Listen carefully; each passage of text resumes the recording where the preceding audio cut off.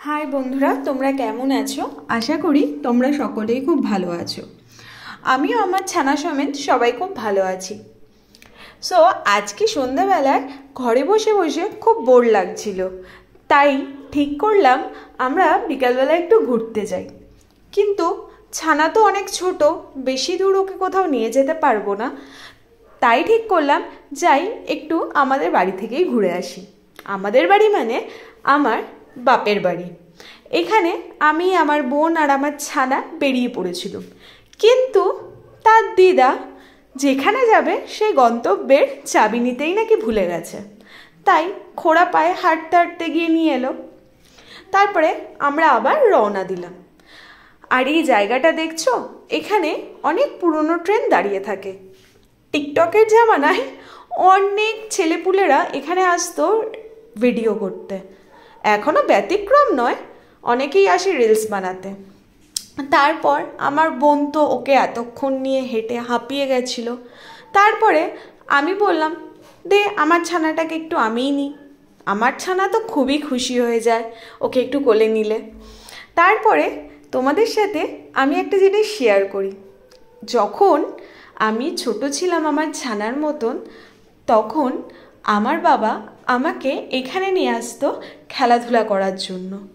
আমার সব ভাই বোনেরা অনেক বড় বয়স অবধিও আমরা আসতাম এখানে খেলতে। বেলঘুরিয়ায় যারা থাকো তারা চিনবে, এটা হলো টেসম্যাকো। এখনও অনেক বাচ্চারা আসে, কিন্তু বলে না সময়ের সাথে সাথে সব পাল্টে যায়, তাই এটা আর আগের মতন নেই। আর এখন আমি যেখানে থাকি সেখান থেকে আমার বাপের বাড়ির দূরত্ব তোমরা সবাই শুনলে হয়তো একটু অবাকই হবে। একটা রেল লাইনের পার্থক্য।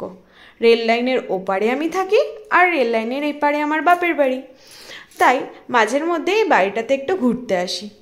আর অনেক দিন থাকি না তো, তাই একটা জলের বোতলও কিনে নিয়েছিলাম।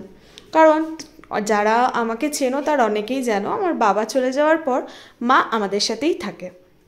আর আমার বোন তো আমার সাথে থাকে না, ও তো বাইরে থাকে। সো এসেছিল ঘুরতে, তাই এই বাড়িতে কেউ না থাকায় আমরা অনেক দিন বাদেই আবার ঘুরতে এলাম।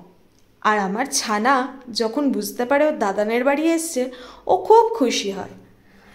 আর দেখো, ও যেই আসে, ওর দাদা মানে এটা ওর মামার ছেলে, একে না বিশ্বাস করো যখন হয়েছিল ওকে তখন আমি দেখেছিলাম। মানে ওই সদ্যজাত বাচ্চা যদি আমি আমার ছানার আগে কাউকে দেখে থাকি সেটা হলো ও।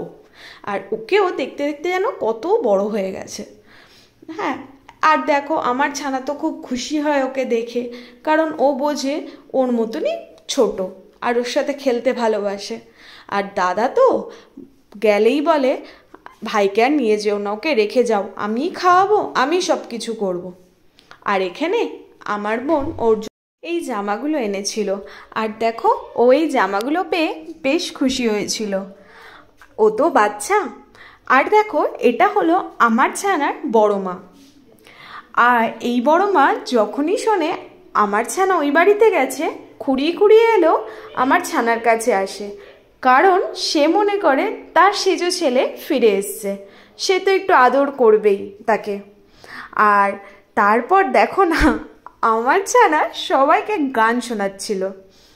এই বাড়িতে এলে সবাই খুব খুশি হয়, আর সবাই বলে তোরা এই বাড়িতেই থেকে যা, যেতেই দেয় না। কিন্তু কি করবো বলো, উপায় তো নেই। আর দেখো, ও তো সবাইকে পেয়ে খুব খুশি হয়, খুব আনন্দ ওর।